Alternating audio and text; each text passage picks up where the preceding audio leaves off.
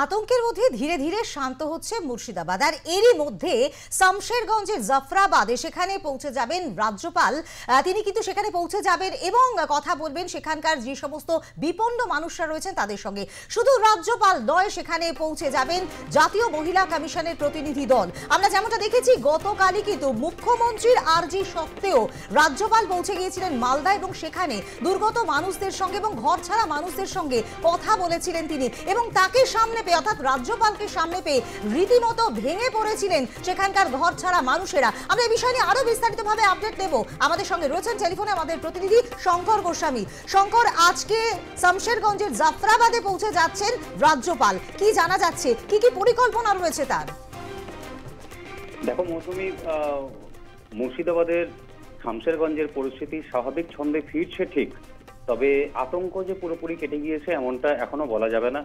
কারণ এখনো পর্যন্ত যারা নির্যাতিত ঘর ছাড়া তারা এখনো পর্যন্ত কিন্তু মালদার বৈষ্ণবনগরে রয়েছে। সেখানে একাধিক শিবিরে তারা আশ্রয় নিয়েছেন এবং গতকাল সেখানেই পৌঁছে গিয়েছিলেন জাতীয় মহিলা কমিশনের প্রতিনিধি দল এবং সেখানে গিয়ে তারা সেই নির্যাতিত যারা সেখানে আশ্রয় নিয়েছেন তাদের সাথে তিনি বিস্তারিত কথা বলেন, তাদের সমস্যা বিষয়ে শোনেন, তাদের চাহিদা, তারা কি চায়, তারা কি পেলে বাড়ি ফিরবে, এই বিষয়ে তিনি তাদের সাথে কথা বলেন। এবং তিনি পরিষ্কারভাবে জানিয়েছেন যে এই যে যারা নির্যাতিত, যারা বাড়ি ঘর ছেড়ে পালিয়ে যেতে বাধ্য হয়েছে, তারা পুনরায় বাড়িতে ফিরে আসতে চাইছেন না।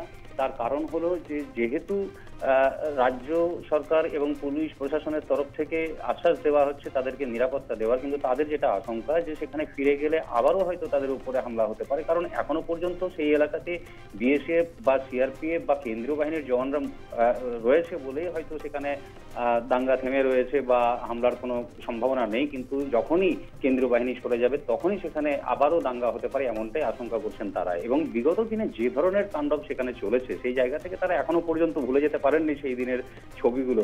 তাদের চোখের সামনে এখনো যেন ভেসে উঠছে, এমনটাই তাদের চোখে মুখে পরিষ্কারভাবে বোঝা যাচ্ছে। এবং তাদের যেটা মূলত দাবি যে ওই যে জাফরাবাদ সংলগ্ন এলাকাতে সেখানে একটি স্থায়ী বিএসএফ ক্যাম্প করা হোক, নচেত তারা ফিরবেন না, এমনটাই কিন্তু জানানো হয়েছে। এবং সেই জায়গা থেকে মূলত গতকালকে সেই নির্যাতিত যারা সেখানে আশ্রয় নিয়েছেন ঘর ছাড়া তাদের সাথে সেখানে গিয়ে দেখা করেছেন রাজ্যপাল নিজেও।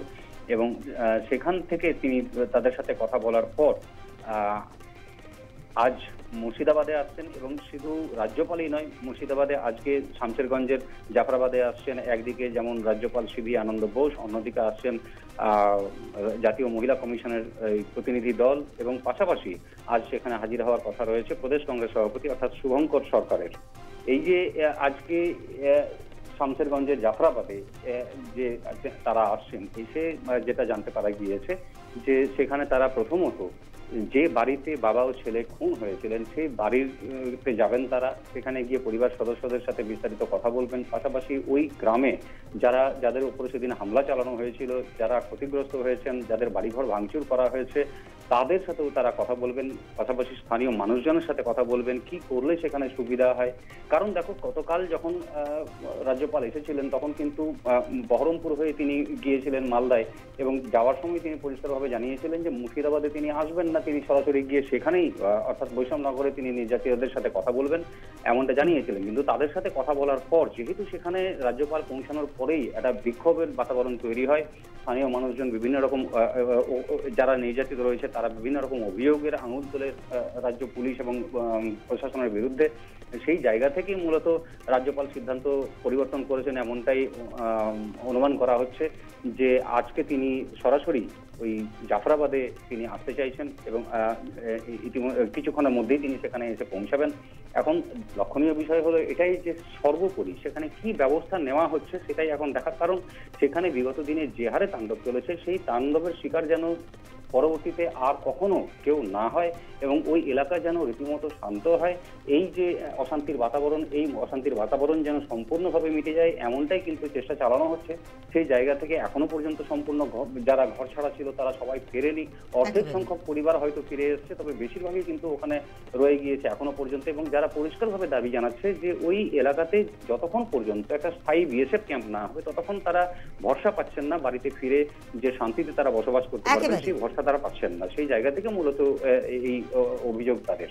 এবং আজকে সবাই আসছেন সেই জায়গা থেকে, এখন দেখার যে তারা কি সিদ্ধান্ত নিচ্ছেন এবং আগামীতে কবে সবাইকে ফিরিয়ে আনতে সমর্থ হচ্ছে পুলিশ প্রশাসন। পাশাপাশি ওই এলাকায় এই মুহূর্তে রয়েছে একটা থমথমে পরিবেশ। একেবারে, সুতরাং মানুষের মধ্যে যে আতঙ্ক সেটা কিন্তু কোনোভাবেই কাটছে না, এবং রাজ্যপালের উপস্থিতি বা মহিলা কমিশনের উপস্থিতি, এদের সকলের উপস্থিতি কি দিক নির্দেশ করে এবং এই মানুষদের মধ্যে আতঙ্ক দূরীভূত হয় কিনা সেদিকে অবশ্যই নজর থাকবে। আপাতত ধন্যবাদ তোমাকে।